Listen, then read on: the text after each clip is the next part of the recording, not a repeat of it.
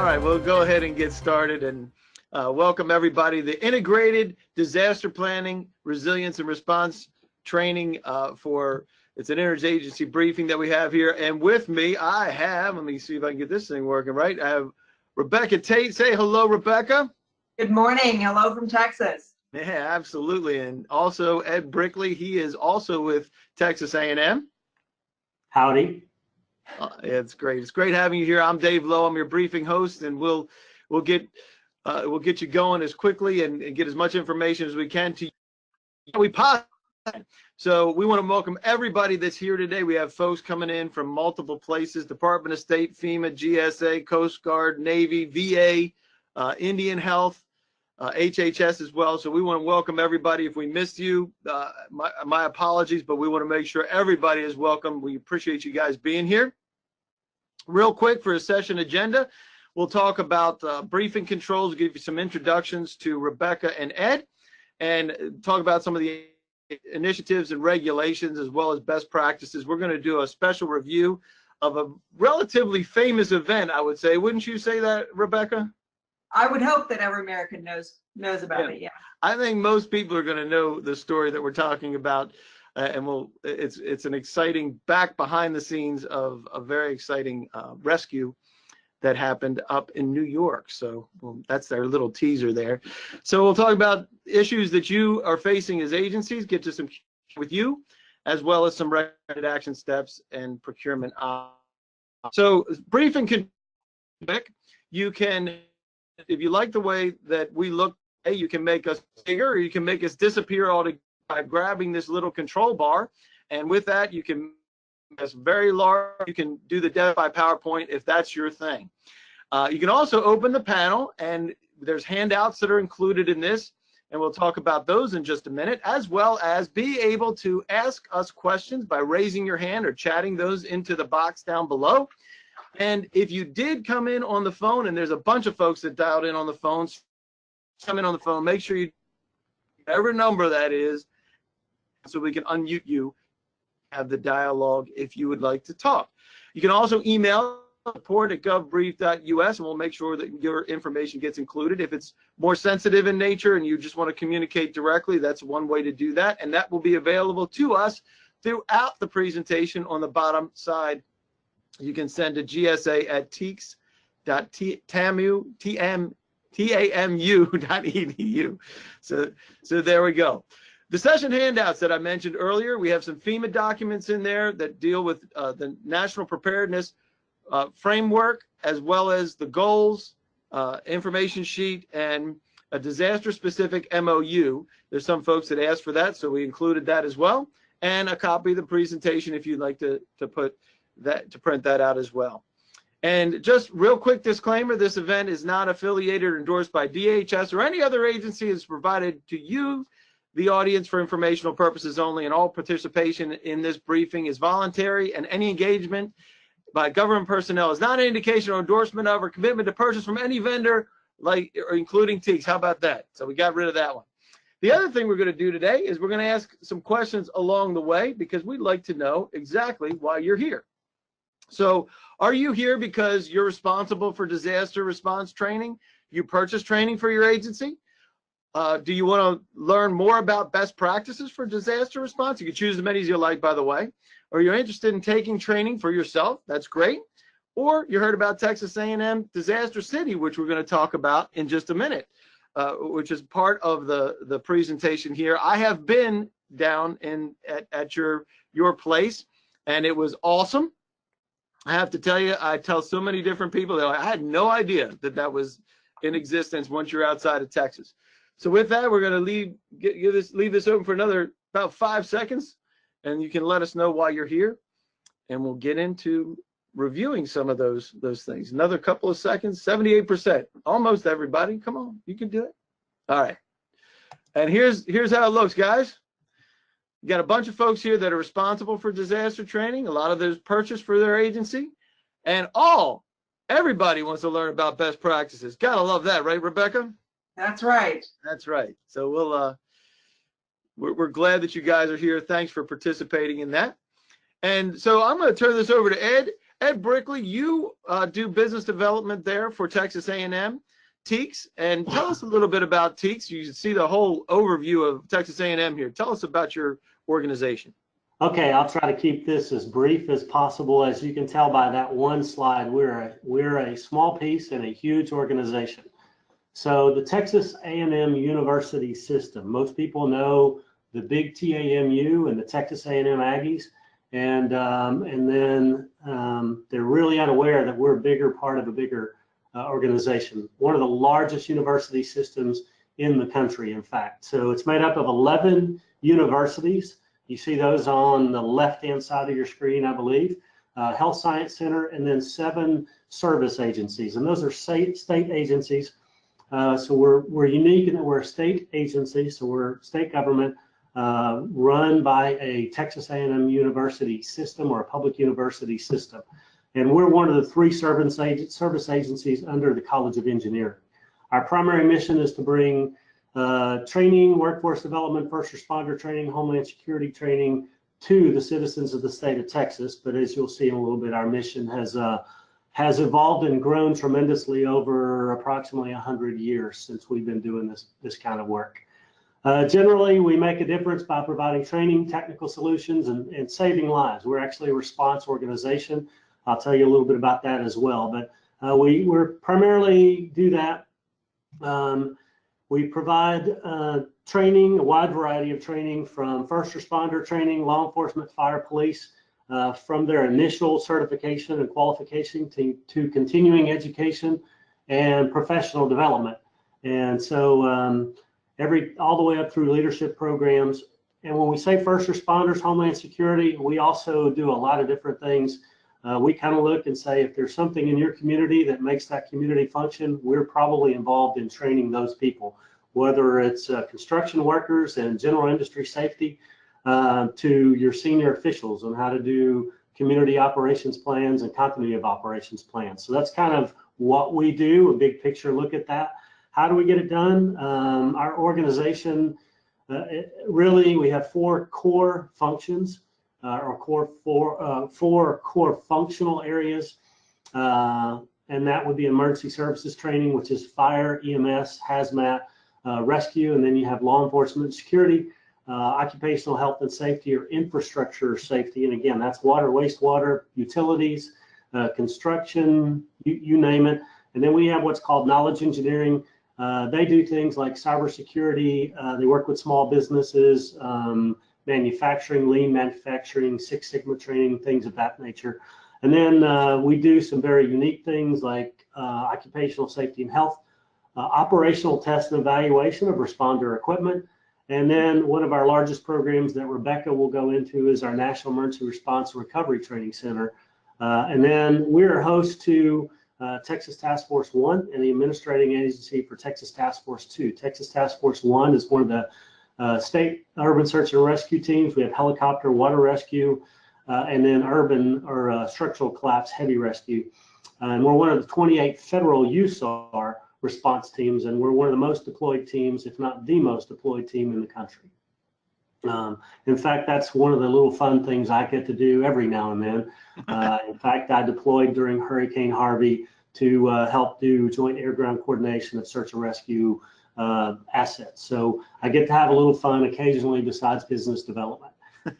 How do we do this? Really, it's through teamwork. You'll see our core values listed across the bottom. We're an inherently dangerous organization. We do a lot of things, burn it, break it, blow it up, and shoot things. So safety is really important to us, but it's through teamwork. We have a little less than 500 full-time staff, 850 plus part-time employees. Those are from all walks of life. What we look at there is many of those are subject matter experts or experienced and current operators in their industry, whether it's fire, police, law enforcement, safety industry, or general industry. And we pull upon them so we can gain current expertise and best practices. It's not a bunch of old retired folks just doing this as a second job. We go out and get folks who are actually practicing and let them use their current skills and knowledge to bring that to new folks. And again, part of that big Texas A&M system and our outside affiliations, Rebecca's going to talk about the National Domestic Preparedness Consortium. We're also, being part of the big Texas A&M University system, we have access to probably 2,000 researchers and scientists and probably another 3,000 really intelligent grad students. And when I say A to Z, that's agriculture to zoology, nuclear physicists, nanotechnology, biotechnology, additive manufacturing, you name it, they're involved in it, and we can tap into those researchers for that expertise to improve our products. But the number one team player on our organization is our customer, because without our customer, we're nothing.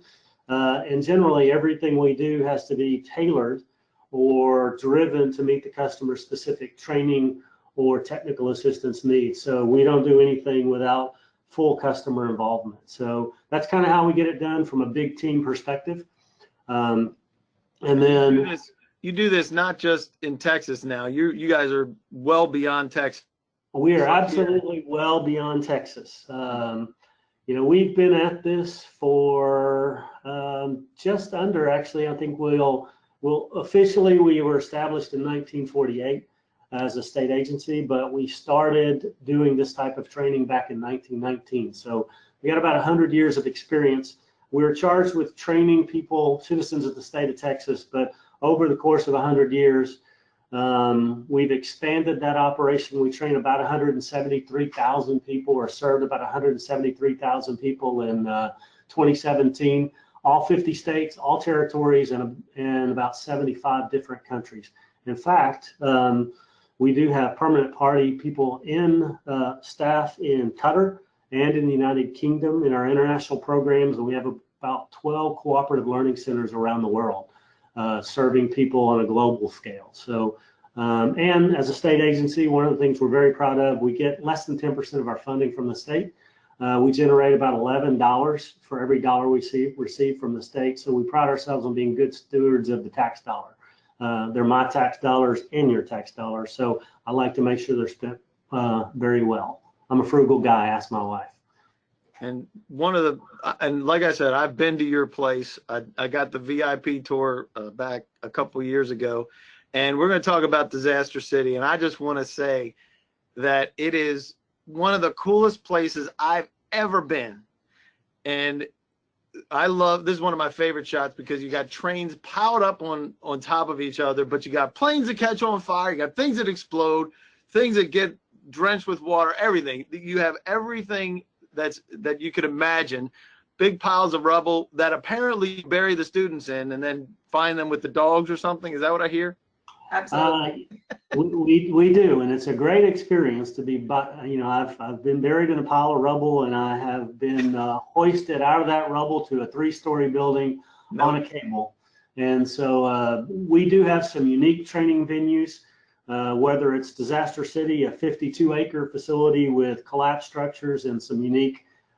We also have, I think on the screen you have one of our rail cars, which is a hazmat fire. Again, we have another facility, the Brighton Fire Training Facility. It's 297 acres with about 150 different specialized props, rescue, train derailments. We have an emergency operations training center, explosives, demolition ranges, firing ranges, driving tracks, and then we have facilities in Mesquite, Texas, San Antonio, and Houston and in Galveston for marine safety, where we do a lot of Coast Guard related oil spill training and things like that. And I just want to, one of the key differences I saw, well, not only you had it's all sprawling all over the place, you have multiple ways to train different agencies to coordinate with each other, and even have 2 fully loaded operational centers that are back to back. So you can be doing triage for one agency and working with another agency to show how the communication works. And I know, Rebecca, you're going to get into this because that's one of the biggest problems, is being able to get that coordination. Isn't that right? That's right. And I think that the connection between the different organizations, but also the different disciplines, and that integration, that's a big part of what we've seen the need for in the recent years.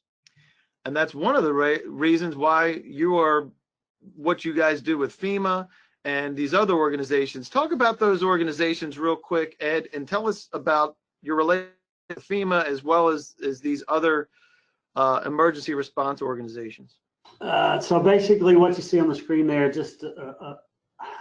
so TEACS as a training provider understands every customer has a very unique set of requirements, whether they need initial certification through the professional board, whether they're looking for college credit or continuing professional education units.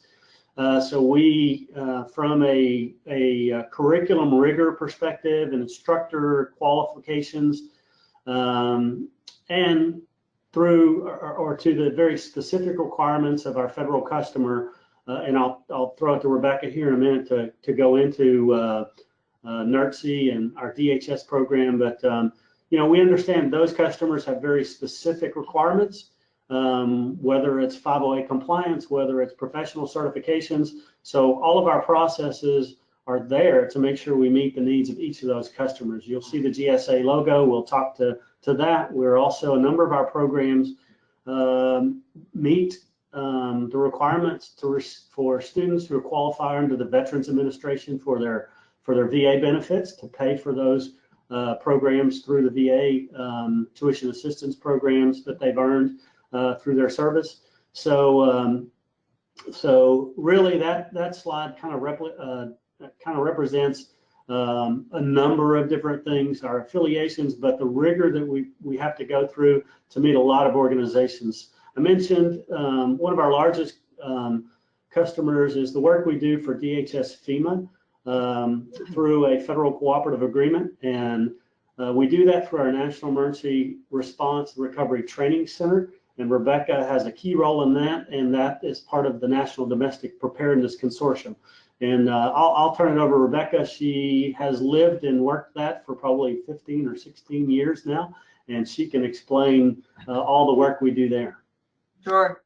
So as a training partner, thank you, Ed. As a training partner for FEMA, we've been part of that partnership, that consortium, the National Domestic Preparedness Consortium, since 1998.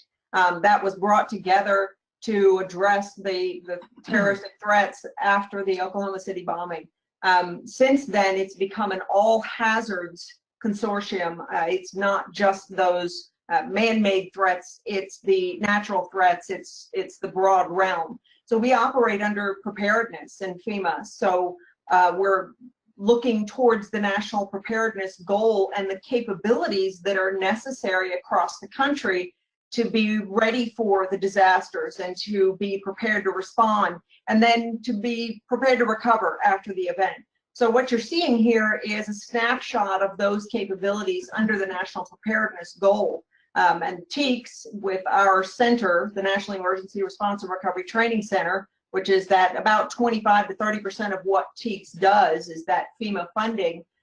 We develop and deliver courses that span the realm of the national preparedness goal, all the way from prevention to recovery.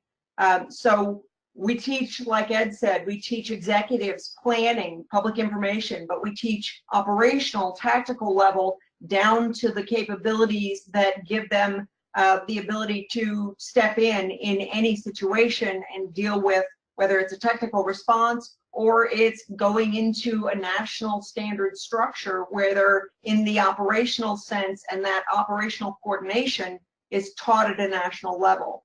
So as you can see, there's a lot of depth here, but it also is that whole preparedness cycle from the day before when you're preparing to after it's happened and you're recovering. And we're going to get into one of those points where you are actually preparing, and then shortly thereafter we had a pretty major event. Another part, and this, tell us a little bit of it. How do you say that? Is it THERA? Is that how you say it? It's THERA. Yeah, the threat and hazard identification and risk assessment.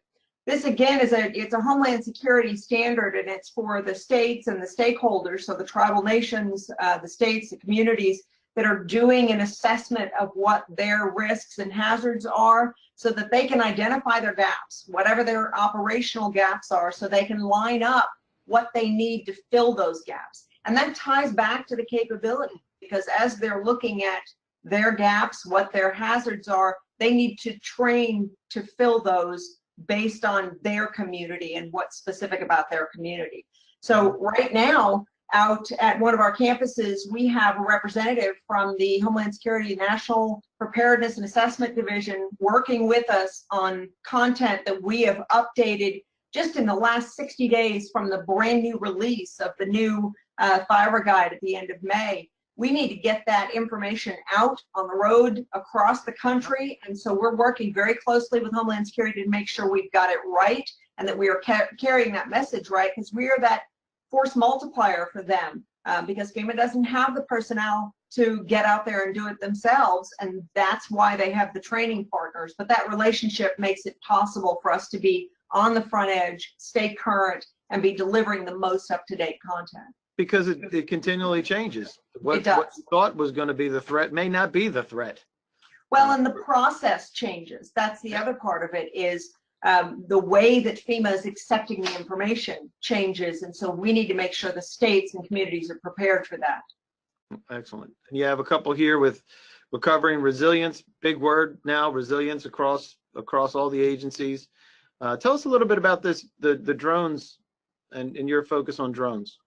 So as the UAS came up over the last several years, partnering with our engineering partner in the experiment station, like Ed was mentioning, the academics, that began looking at the use of drones in response. And we identified the need to help organizations know what sellers of small UAS are credentialed. Are they credible in what they do? When they're selling a drone to an organization, let's say it's the city of Austin, do they know what they're doing? Do they have the right safety procedures? Are they capable of doing it? So we developed a credentialing process in partnership with the Lone Star Center, which is an FAA center, and there are 7 of them, I believe, 7 FAA centers. We got with them and developed this credentialing program where there is a very stringent process and review and approval and observation of their operations and their practices, so that when they get that credential, an organization or agency that's purchasing from them the equipment knows that they have gone through that step by step. Are they up to speed on what they need to do? And we know some of the cyber components associated with that too, protecting the information for the nation's infrastructure. We know that DJI had a problem sending the information back to China. Crazy stuff. So that is awesome, and really appreciate your information on that. I didn't even know that existed from a for getting those types of certifications. So let's talk about the agency issues. So in just understanding how to manage a disaster, because obviously you do your best to plan for it, and then it happens. So take us through this process of some of the problems that you've seen that agencies are solving through some of the trainings that you offer. Sure. Well, part of it is the relationships, whether or not they have developed a relationship with their neighbor. And, you know, every disaster is local because it's happening at the local level. And as soon as it gets beyond the local capacity, they need to reach out to whether it's the regional, whether it's the neighbor right next door, or it's the state next door, or they need a federal resource. But developing the ability to already have the communications, have straightened out how we're going to communicate with each other, what kind of an organization would we operate in, who's going to have command, how's that going to work, who's going to play the different roles. All of that coming together happens in training and exercising together in advance of a major incident.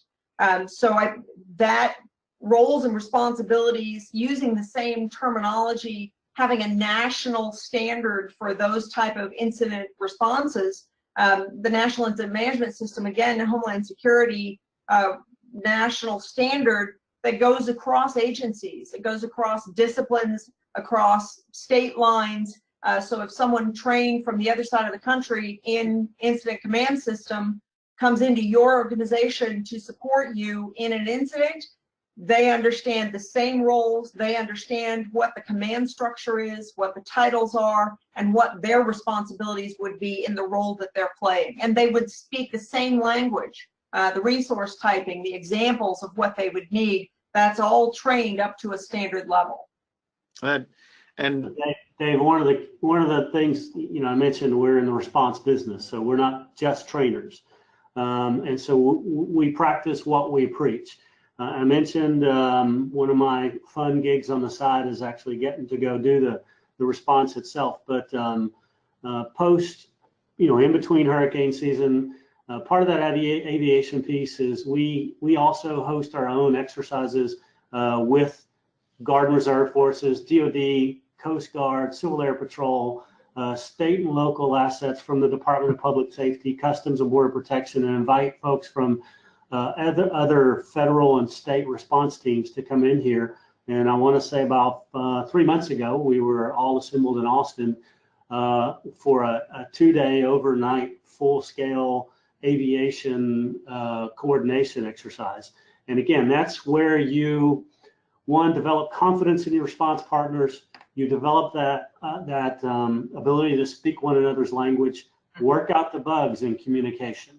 Again, one of the most dangerous things we do is fly helicopters in the same airspace during a crisis situation. So being able to work together, plan together, when it's time to actually live that response in a real scenario, having practiced ahead of time with those folks and developing the confidence and working out those little bugs and kinks, not only is it going to save the lives of the responders and the folks who are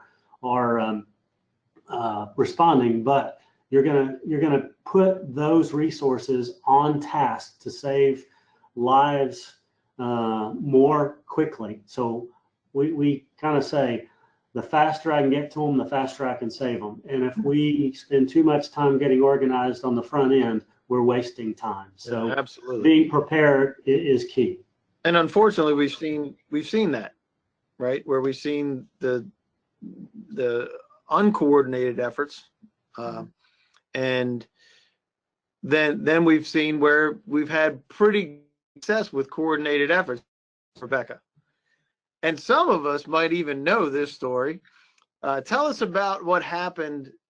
Most folks know Sully, right? If you haven't seen the movie Sully, I don't know why. It is awesome. It's one of those movies of a real life event that really turned out well. But you had Flight 1549, and everybody knows about him landing on the Hudson. But let's talk about what happened before that enabled this to go off the way that it did. Tell us about this story behind the scenes. We've had a relationship with the Port Authority of New York, New Jersey for a number of years. We work with them on a lot of incident command training. We've done exercises with them. In the months prior to the flight landing in the Hudson, we had been up there training them on the National Incident Management System, a course called the ICS 300. It's a FEMA course, but it wasn't just that New York, New Jersey Port Authority group that was training. It was multiple organizations. So it was private, it was ferry drivers, it was city, there were some state folks, there was a real mix of people in there. So in the time that it happened, that the plane went in, the people who responded had trained together. So there was no delay in, do I know who to talk to? Do I know how to communicate with them, what to do? They jumped into action. And that contributed to their ability to get there. And as we know, there were no fatalities in that. I know you've got a slide in here that has a direct quote from one of the folks there in New Jersey, thanking us for the training that we brought up there. That means a great deal to us, because that is exactly what our mission is to give them the tools, give them the solutions so that they're ready when something happens. So having had that unified, coordinated training where they had already established the relationships helped them in this instance and averted what could have been tragic. And remember, this happened in the winter on the Hudson. Right. So I'm old enough to remember the flight that went down in D.C. and the tragedy there. And not that there weren't heroic efforts that were happening in that event too, when it hit the bridge here just outside of Reagan. And to watch it unfold and to have real time and to have zero fatalities, knowing that not have gone that way had the training not been in place, that's got to be a very rewarding and satisfying thing for teaks, I imagine. Yeah, and those guys are fantastic. They know their stuff, and we've been partners with them and helped, but it's absolutely a great team that had developed relationships, and we were very honored to be any part in that. So and let me add, you know, for our folks on the line who want some thoughts on best practices. I was recently in New York City at the National Homeland Security Conference. And so I spent a few extra days and took one of those ferries on the Hudson. So that boat that you see right there parked up next to that airplane, those drivers are phenomenal.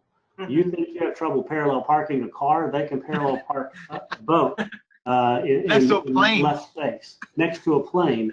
But they're phenomenal. But one of the best practices I would say is make sure that you are inviting community stakeholders. I mean, those ferry drivers are not government entities. They're private industry, but they're an asset. And if you think back, and there's a great documentary and there's a great story related to 9/11. Most people don't realize it, but I believe 500,000 people were rescued from downtown via the waterways. And yep. So again, anytime that you can invite your stakeholders, whether they're school districts, public, you know, the private industry, utility companies, anyone that's in your community that may be involved in a crisis, get them in the room and have those hard conversations, because you'll find out that they're relying on the same thing you are, and you better work out those things, or resources will not be there when you're counting on them. So that I can't stress anything more. Don't forget that it's an entire community approach, and there are resources in your community that can come to your rescue, and you can also serve your community by being prepared to help in a crisis there. So, yep. And what you said about the ferry operators, ready, willing, able to do it, and operating very high level of competency is, to your point, Ed. Great. It is a great inclusion there. So what is your biggest issue with your response training? Is it getting buy-in from management? Is it budget and expense? Is it finding the resources that can handle multiple agencies, or if it's something else, let us know about that. But we'd love to know, what is your issue, and you can choose as many as you want, but if there's one that's primary, let us know. And a lot of people saying budget and expense. Shocking there, right, Ed? Of course, you know how to pay for it. How to pay for it. Yeah, that's definitely an issue. And there are creative ways, right? There are creative ways for handling that. There are, and as we mentioned, the federal cooperative agreement, there are some limitations on there, but generally speaking, I think Rebecca can correct me if I'm wrong, but I believe we do about 65 to 70,000 people throughout the country. Last year it was over 71,000 participants trained through our FEMA cooperative agreement. Wow. That's great. So with that, we're going to leave it open for another 5 seconds. So if you haven't voted, you can, and then we'll let everybody know. Looks like a lot of folks have issues with getting buy-in from management. Another shocking thing, right, Ed? And then budgeting expense are even with that. So we appreciate you guys. That was some pretty even numbers there. So we appreciate you joining us for that. All right, we're going to go ahead and get to some questions. Pop open that frame there, and I'm going to go in. I already saw one. It wasn't really a question, but I'll make sure I call him out because he decided to do that with us. 1 second. Let me get my questions panel open. Christopher says, "Go Ravens." Obviously, you saw my mug. Excellent. So Christopher, you can stay. Everybody else, well, so we have a couple here. How can we purchase training? We'll get to some of that, but do you have an overview of how they can purchase training, Ed? Yeah, a couple different ways. Obviously, as a state agency, if you're in the state of Texas, you probably know how to do that. If you're a federal entity, there's a couple different ways. We are on 2 different GSA schedules, Schedule 84. And I think you have the information, and if you don't have the information on the screen, you will shortly with our 2 GSA contracts, Schedule 84, and then we're also on 874-4. We have classes, individual courses listed there, but we also have all of our labor rates on there. So that is from a federal purchasing or even a state purchasing, we can do it that way. We also offer a lot of open enrollment. Again, what that is we just regularly schedule courses, and individual students can register. Their organizations can pay by purchase order. So those types of things. And obviously, as an organization that's always on the my job is to find new business. So one of the ways we do it is we're always looking for federal grants. We're looking for open, requests for proposals and submitting proposals to do different work. So normal contracting methods. So we have a wide variety of ways that people can obtain our services. And, from a federal purchasing perspective, we're easy to do business with. We also, because we're on the GSA schedule, because we're a state agency, because we have federal contracts, we have a supplier diversity program. We have an individual that handles small business, and I think last year's audit found no findings, and we're doing a great job meeting our federal requirements, working with small business and underutilized business, hub zone, those types of things. So we're open for business, and there's a number of different ways you can come after our services. And again, some of our stuff is at no charge, and when we say no charge, that means the federal government's paying for it through cooperative agreement or grants. But as one of my former bosses would say, opportunity cost is on you. You need to provide a location and give your folks time to go attend the training and cover their costs. So that's awesome. Rebecca, where can we find more information regarding UAS credentialing requirements and verification responsibilities of contracting officers? Great question. Christopher's not only a Ravens fan, he's asking great questions. Ed, you want to give more information on the UAS stuff? I can. So obviously teaks.org, come to us. So there's a couple of things we do there, along with Lone Star Unmanned Aerial Systems. Again, one of the approved FAA test sites. We developed a credentialing program, and we'll test the folks on Part 107. I think the other one is Part 33. And we do that direct purchase. What we found mainly started with oil and gas industry, wanted to start using unmanned aerial systems for inspection of their facilities, pipelines, things of that nature. But there came with some liability if you crashed into places you shouldn't, or you're violating FAA rules. So we worked with the Lone Star folks to develop a credentialing program. The FAA is very supportive of that program. They've been down here to walk through it. So if you just go on our teaks.org website, search for unmanned aerial systems, or again, you can reach out to us, and we can walk you through how to get into the credentialing program. All right. And where can you find a list of available training? Again, teaks.org. That's for our training. .org. Yeah, teaks.org. Also, I believe there, if you click across the top under the Homeland Security tab, that'll take you to the program area that Rebecca has. We may also have some links to our partners, NDPC, made up of a group of training providers, including Emergency Management Institute, Center for Domestic Preparedness, University of Hawaii, New Mexico Tech. others that also get funding by the federal government. So again, there's a lot of resources out there where folks can receive training.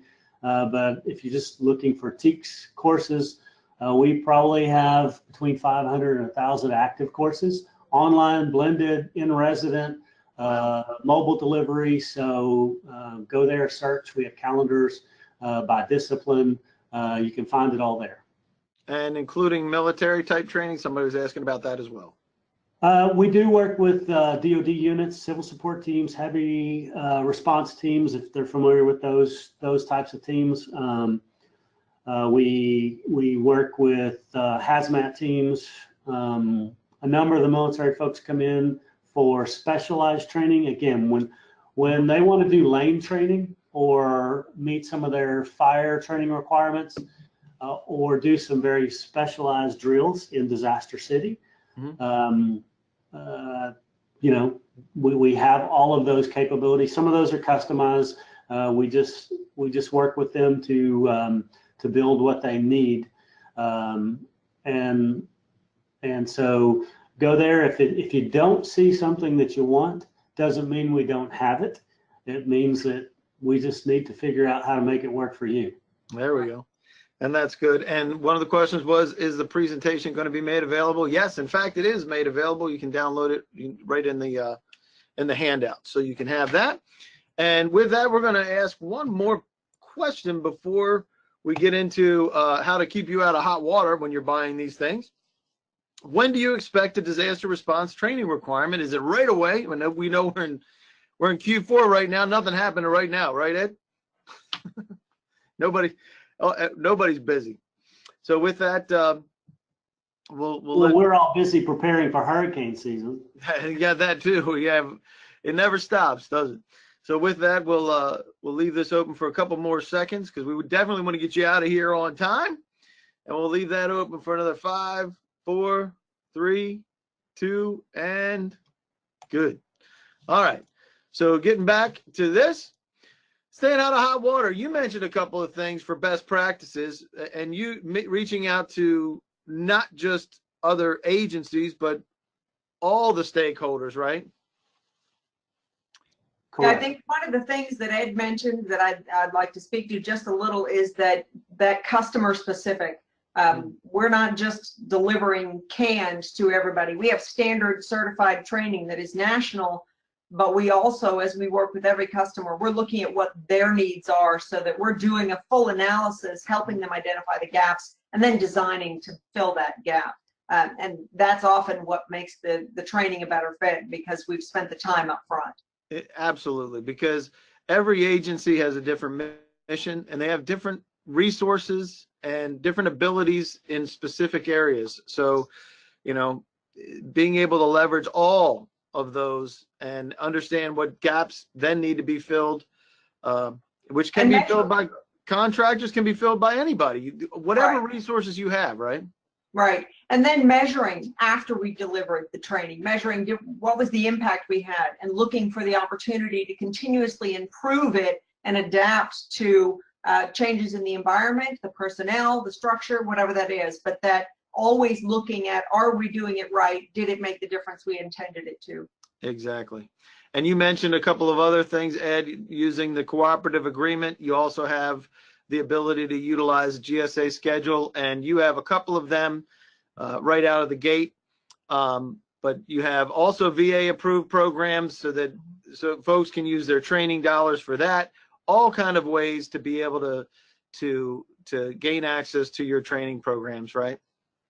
Correct, and Rebecca can correct me if I'm wrong. Under the cooperative agreement we mentioned, generally that is federally funded training for state and local, and most federal entities do not have access. They can attend as long as they don't make up the bulk of those around the country. However, we do have a process, and this has been utilized on many occasions by federal organizations, where they can actually purchase those specific events through our excess delivery acquisition process. Again, the federal dollars is limited, so we have to use that to train state and local. But where those entities want that type of training, they can purchase using that EDEP purchase process. And what happens is that money just gets reinvested. I mean, in essence, that money is used to make that specific delivery and doesn't pull from those federal dollars meant for those state and local responders. Yep. And that's really important. So thanks a lot for all that great information. Thanks for the background there, Rebecca, with information behind the flight landing in the Hudson. I love, what a great story. What a great story. And if you're ever anywhere near Texas A&M in College Station, Texas, make sure you go see Disaster City because it is fantastic. So we appreciate you being here, Rebecca, Ed. Thank you very much.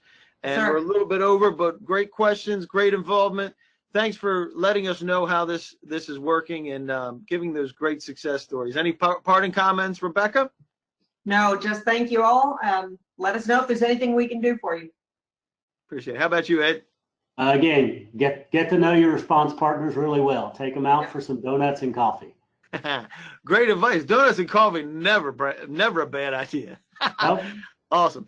Well, we appreciate you guys being here. If you have any additional questions or information that you need, you can reach out to Ed. You can reach out to us. We will make sure you get the information you need. Thanks for joining us at GovBrief, and have a great rest of the week. Thanks, guys. Thank you.